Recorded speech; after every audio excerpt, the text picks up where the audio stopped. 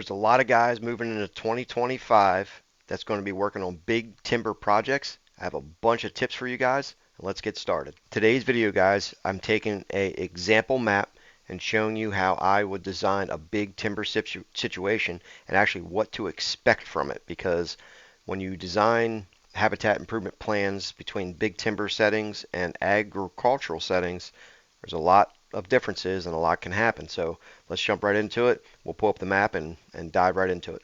All right, guys, jump right into us. We've got the map pulled up. Again, this is just an example map. This is a big timber situation surrounded by hundreds and hundreds and hundreds and hundreds and thousands of acres of timber, flatlanders.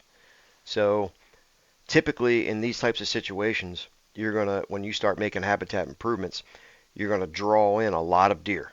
Okay, so keep that in mind because you have all this timber sitting there, and if you're the only piece of property in that area that's doing habitat improvements, you're going to draw in a lot of deer. So you'll have to, grow something that's going to last for many months out of the year, and you're going to have to improve the timber because right now, this example map, all the timber's roughly the same. It all looks the same, right? So where are the deer? They could be anywhere. So when you have a piece of property like this, you need to make it different than what surrounds it. So basically, in this type of situation, there's lots of things you can do. But in this scenario, let's just give this, we're going to say this is the property. Okay?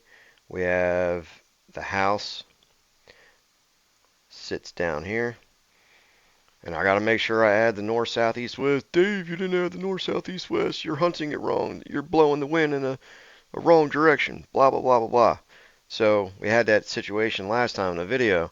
Everybody's crying. So this is going to be north, south, east, west. It's properly labeled. Or did I do it wrong? So what I would do in this type of situation, I would most likely be improving the timber on this back side here. Right? I'd be improving that on that back side.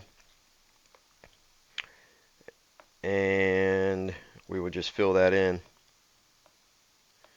My iPad's going nuts. So I would just fill this back area in here. This would be, a TSI area, technically. And then what I would do is I just come through and,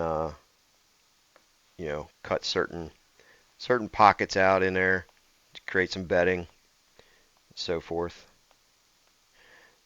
And then another major thing on this is what I would do is I would create an access area around this because in this type of situation you can't just walk through the center of the property and all this. You need to leave dead areas on the side to be able to move around your property.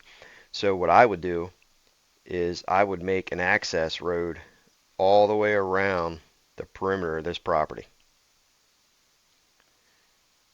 Okay, and you're going to want to keep from your property line to this access point here maybe 30 yards or so. That way you're not walking right up into the habitat improvements, but you're also kind of off that uh, property line a little bit. So keep that in mind. But I would definitely 100% have that road. The next step in this is to start getting that TSI area in there, whether it's a select cut, um, hinge cut areas depending on the timber. This type of scenario is probably a big timber situation, so you probably have to drop a bunch of trees, select cut, get some logs on the ground, kind of get that regeneration factor going on. And then I would probably put a stand back in here, right? I put a stand back in here to hunt this area here, right? How would you get to it? Well, you would come out of your warm home here, you walk up your property line, bam, you're in. Come out of your warm home, bam, you're into your tree stand. In that situation as well, what I would do is I would make a little barricade behind each stand. That way deer can't get behind you. They're either going to have to come in through here, etc. Same thing here, right? Or they're going to be coming in and out of this bedding area here, right?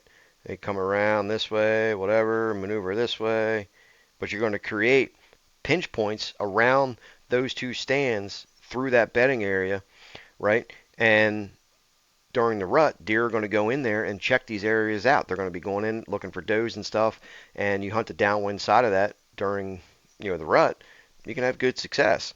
You know what? This stand. Let's see.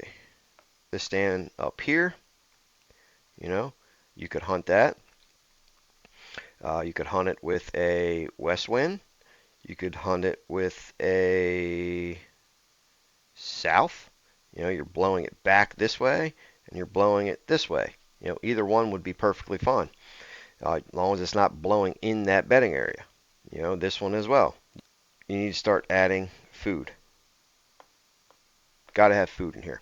Lots of different ways you could set this up. One perfect or one good example would be to have a food plot up in here like this. Maybe one over here as well. Fill that in. You could do it that way, right?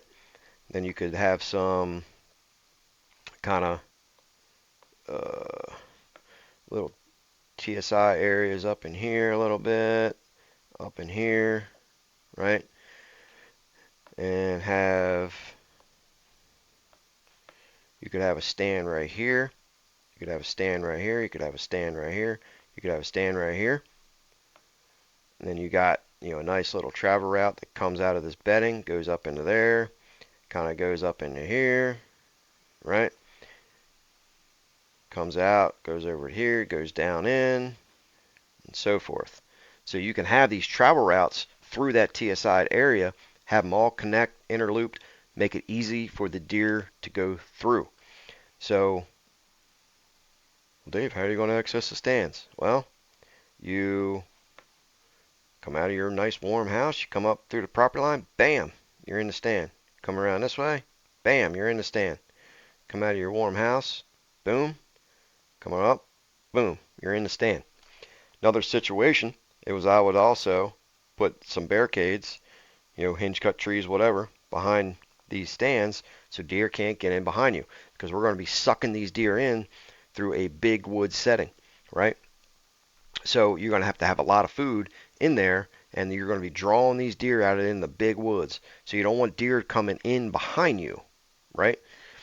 And then also, if if the situation kind of presents itself, you could also kind of have another food plot over in here, maybe one in here, and then connect them to, together with some travel routes.